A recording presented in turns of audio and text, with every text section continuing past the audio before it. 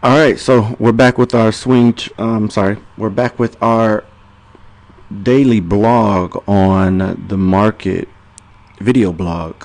And also I want to update on the swings tradings that we were looking at on Friday morning video. Interesting day in the market today. And I'm sorry, not today, but Friday. This is actually Saturday. I'm actually talking about this. But interesting day on Friday, as Friday was the second quarter end, and also, of course, option expiration day. Also that morning, the Feds actually said that they can start tapering off bonds buying in September. So with that said, the market actually sold off right at the beginning, sold off due to that comment that they said. Now remember, I am a strong believer in gap fills. I would play them and play them to the fullest. I'm a strong believer in gap fills. Now again, it's not 100% of the time that it happens, but it happens more than usual. So there's the gap here. You see the yellow line. Remember, my yellow straight line, I should say, represents the close of the previous day. That's how I have my chart set up. So the stock, actually in a previous day, I'm not sure if I said it, but I actually had puts on the market that I actually lost on my puts here from the previous day.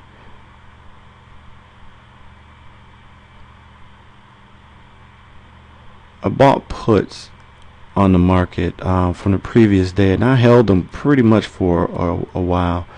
I actually bought them. I would have to find out when I actually bought them, but I actually bought them I probably bought them in this area here and held them because I was expecting us to break through this line. Remember, this stock was actually doing exactly what gold was doing on Tuesday, I believe. Gold was trading at a breakable level, and I actually didn't play the stock, but I actually thought that gold was going to hold that level because it was a very important level. I think it was the 123.23 level, and it actually played with that level off and on, off and on, off and on. SPY did the same exact thing. Played this level off and on all day on Thursday. So I entered puts expecting the same outcome that gold did on Wednesday. Gold fell $5 on Wednesday. So I held, but right at the close, we actually closed right at this important level, 161.10. I actually closed my position right here, and I closed at a loss. I didn't lose much, but I closed at a loss. I wanted to hold based off of the same theory that gold went through on Thursday. I wanted to hold, and as I woke up Friday morning, of course I was upset because I didn't hold. Once the market opened, we fell, and this would have been some good profits from here. I was in at the 161.50 strike, but I do have some good news. So remember, I like gap fills. This was a tradable gap here, and I'll tell you how. Not tradable here because remember, I really don't like to enter the market right at the open because you get a lot of fake outs. There's a lot of fake outs and shakeouts. This would have been a fake out. A bounce at the support level that we've drawn in a long time ago. A bounce here at this level, but could not break above the 20-day. Remember, I like the moving averages. Could not break above the 20-day. Actually rejected and trending down, breaking below this purple line. So if you would have jumped in right at the beginning thinking the stock was going to go up for a gap fill, you were sadly mistaken because the rejection of the 20-day here pulling the market back. I was going to jump in right here in this area going down because I was expecting the market to go down before going back up. And again, I was thinking about that was going to go back up because it is quarter end and the market wants to shake you out. So if you would have shorted, if you would have waited after the rejection of the 20-day and after the break of this purple line, you would have gotten in at a good price. Going up again, it rejected again at the 20-day, going back lower after the rejection. This could have been a good sale after the rejection. Could have been a good sale. This was your warning. Sell here, break above the 20-day. Another warning, break above the 50-day. Here, you would have been back to even or even lost profits depending on where you actually brought in at. My goal was to actually go in here, and actually I was telling another person that was actually trading with me, he was actually giving me screenshots of the charts. His name is Art, and Art is actually learning the levels that I'm actually teaching. He loves them. They help him with his daily trading, and with him posting the charts, I can actually dissect it and help him as well as learning as well. So and I'll go in and I'll show you his chart and how it helped us trading that day. Our levels may not be the same, but the important levels are actually colored, and I actually show you what he actually did. But my plan was to go in here and actually go in at the 160.30 level. That was my breaking point. That's the point that I wanted to go in at. And let me pause the video because I want to pull up his chart that he actually did. Give me 1 second. Okay, so this is the chart that he actually posted for me. This was at about 10:14. And notice how his I'm sorry, this is not the 20 days, this is 7 days, so of course it's going to be different from mine. But he has pretty much the same action, of course. He has this white line. I had this actually purple on mine, but he has this white line in here. Now I was looking at his 30-day moving average, and I actually told him that above this 30-day would actually be a good entry. So above 160.30 would be a good entry to go long. And once we get above this level and this white line and that white line, we would get a gap fill. And I'll show you that comment. Okay, so this is the comment that we made. Looks good. I was telling him, of course, he's learning the levels that I'm actually teaching. So he actually did really good with this chart. It really helped us trading because I couldn't look at my chart to trade. So he was asking me short or long, and I was giving him my input, which was below the first red line, which was this line. Below the first red line was a short. Above the 30-day long, but confirmed at the first white line. Remember this first white line. So you get your break above one level, you get your confirmation above another level.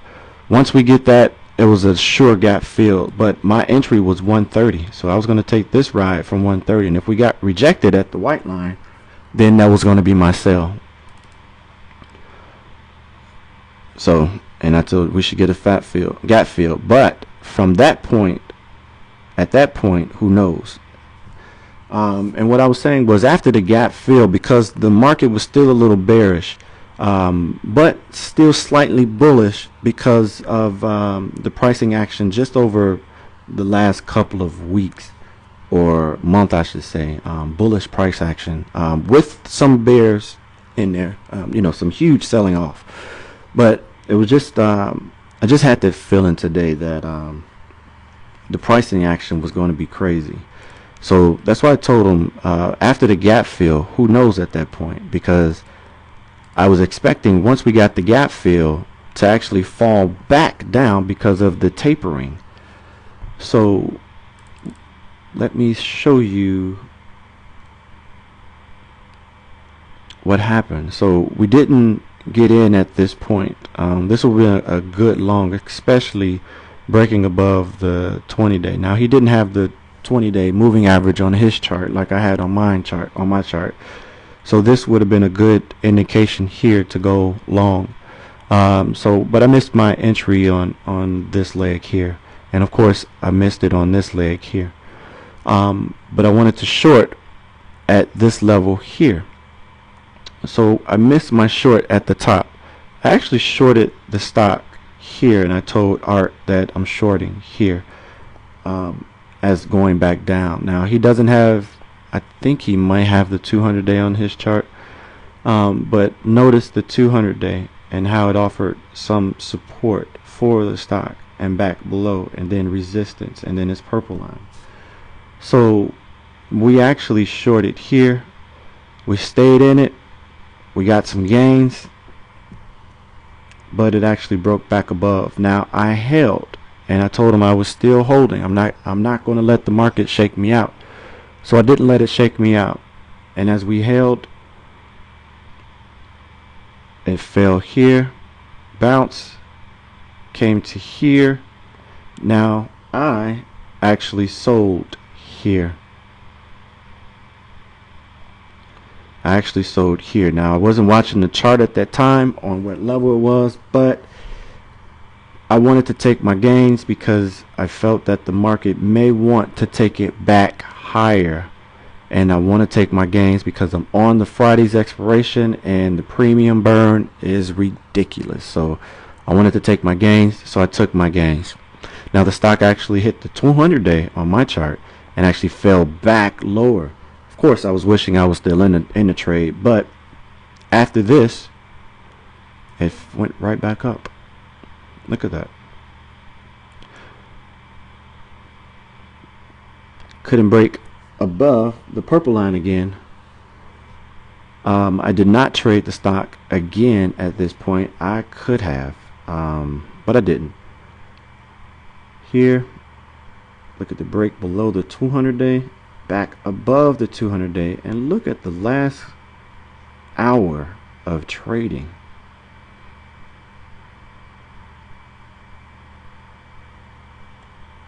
The last hour of trading, stock was as high as 161.37.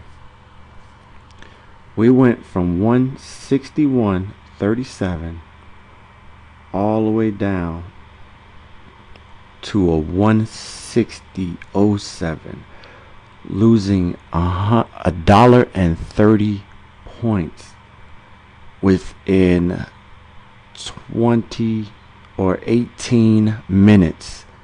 Insane pricing action, but could also indicate bearish signs for next week as we start a new month, and also breaking below the important level here, 160.58. So crazy pricing action on Friday. So if you got these levels down and you trade it with your moving averages, it can really help you and benefit you as well. I mean, you can also use the RSI, but there's a good time and a bad time to use it. This, of course, below at this level here was a good indication that we're going to pop. Here's the pop, here's another dip, and then boom. Look at that.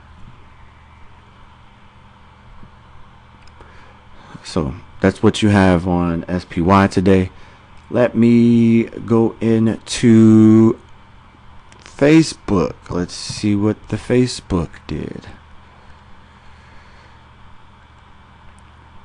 In our video yesterday, in our video Friday morning, we were saying how Facebook was actually holding the 20-day moving average, and a good buy, definitely a good buy. Testing resistance here, breaking above resistance here, as we see. Now, another impressive thing, look at the shares. 88.1 million shares. I said in one of my videos I would expect the volume to come in and break above that level. We got it. We need this level to hold. Next week is going to be interesting with the sell-off in SPY right at the end of close. It's going to be interesting to see what Facebook does. Facebook usually does not follow the market. It actually has its own trading plan. It will usually not follow the market. But if Facebook remains strong, this could be a really good buy. It needs to hold this level. 2470 needs to hold that level. Otherwise, it can be a dangerous game.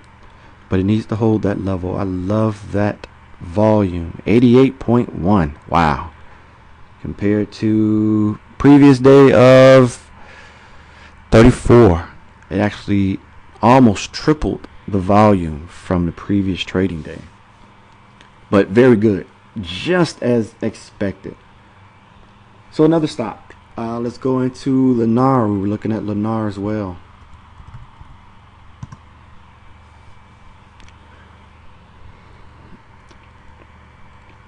Lennar, I did say that it was a tradable stock. This was the buy level. But with everything that I trade, I always look for confirmation.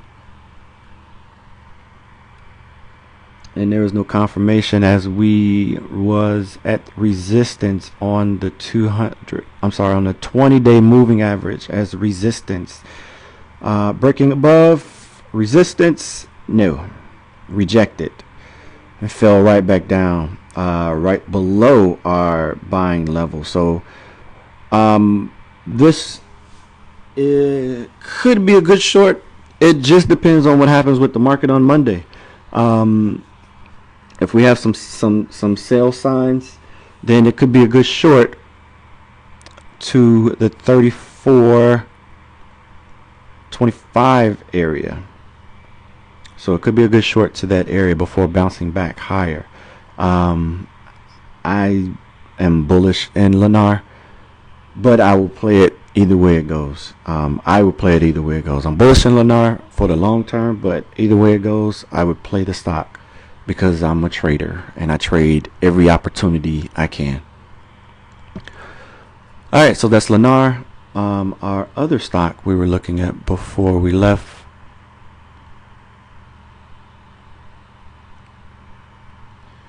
PCL,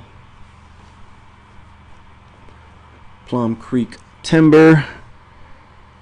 As we see here, a rejection of 3 different key points.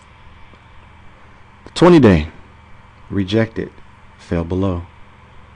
The 200-day rejected, fell below, and could not get above the 47.10 level. This stock will remain bullish, and of course, just like with Facebook, I would expect volume to come in after breaking these 3 key levels. Without the volume, there's really no confirmation in my eyes.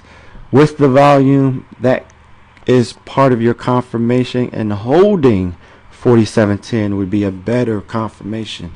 I like the MACD crossed here, looks bullish. RSI is pointing up, looks bullish. ADX is looking good. We need the red to point down and green to point up to give us some more strength in the move. But until then, it still looks good. But again, with the pricing action of the market, this may come down. If so, it could be a good short to this area, 44.02. So we'll see what happens. The next stock, let me show you what happened with gold. Very interesting on what happened to gold. Gold can always be your leading indicator. Remember, I told you that gold actually trades opposite of SPY. 9 times out of 10, somewhere around in that area, but usually it will trade opposite of SPY. So let me look at the pricing. I want to show you the pricing action today, and this could also give you a warning on what was going to happen in the market.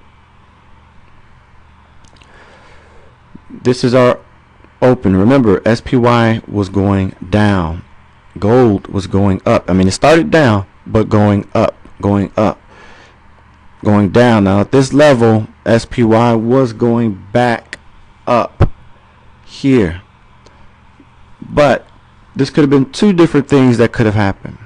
Could have been the shorts covering. Look at the volume in this area.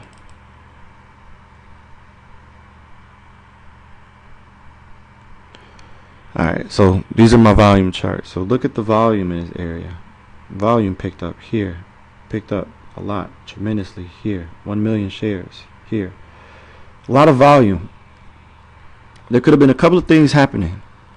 It could have been the shorts covering, or it could have been a tall sign on what's going to happen in the market as of Monday or next week, and what represented what happened to SPY right before close, how SPY sold off heavily. This could have been your warning, as the huge spike on SPY to end above at $3.17. But this move right here was impressing. So if you were here at the bottom hoping for a pop in gold, because gold in recent days was very oversold, if gold would have closed again below the close of yesterday, it would have again created like this rubber band effect, because gold was so oversold and due for a pop. There's your pop, going higher, tradable at each level. It's set for here. Well, I mean, yeah, you could have traded it here, could have traded it here. It was tradable. Remember, above my 20-day, tradable. Above my 20-day, tradable. 50-day, tradable. 100-day, tradable. Above all moving averages, tradable. You couldn't beat it. But good pricing action in gold. So where is gold in correlation to our daily?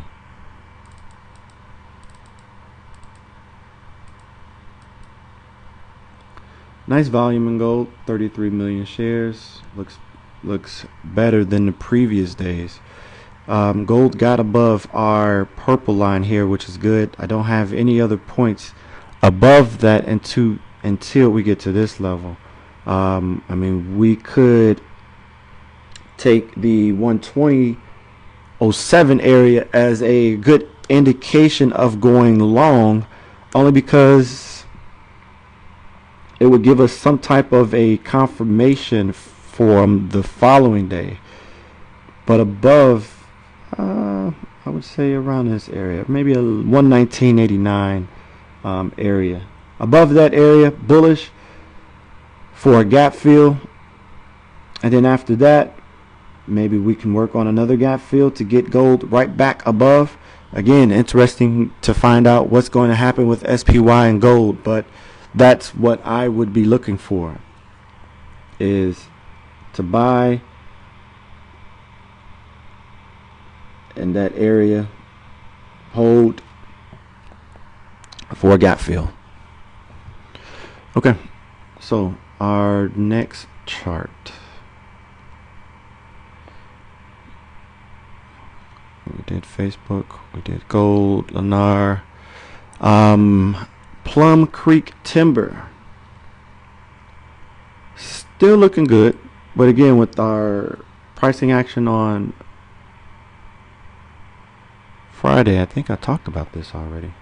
No, I didn't. I don't know why it seemed like I talked about this already. With our pricing action on SPY, it's hard to say what's going to happen. So I would short this if the market goes short. This will be a shortable stock. It missed this day. I mean, missed the 20-day, missed the 200-day, and no white line. 47.10, couldn't get above that. So it will be shortable down to the 4402 level. So look for that. Break above with volume, then it'll be good. Something tells me I really talked about this stock earlier. Okay, well, moving on. If I talked about it, sorry about that. Sorry about repeating myself. Okay, well, moving on. If I talked about it, sorry about that. Sorry about repeating myself, but if I did, then we just, double coverage. Nothing wrong with that. All right, so that's it for this chart. I do want to show you another chart that I have not charted here on this account, which is RL, Ralph Lauren. I actually caught this run here going up and actually nailed it too, but I caught this run here. Now I have a potential another run going on. Let me log into the other account. Give me 1 second. Okay, so this is my RL charting on Ralph Lauren. I wanted to log into this account because I've already had it charted, and as you see here, I got some very key points. This yellow line here is my Fibonacci retracement level, so I use that as sometimes as a key behind the levels that I actually chart out. So both of them can actually help, and most of the times my levels are pretty much in sync with the Fibonacci retracement levels. Just matches up the way that I chart it, and at this level it's almost, it's not too far off. One can be an indication, like a warning, and then another one can be a breakthrough.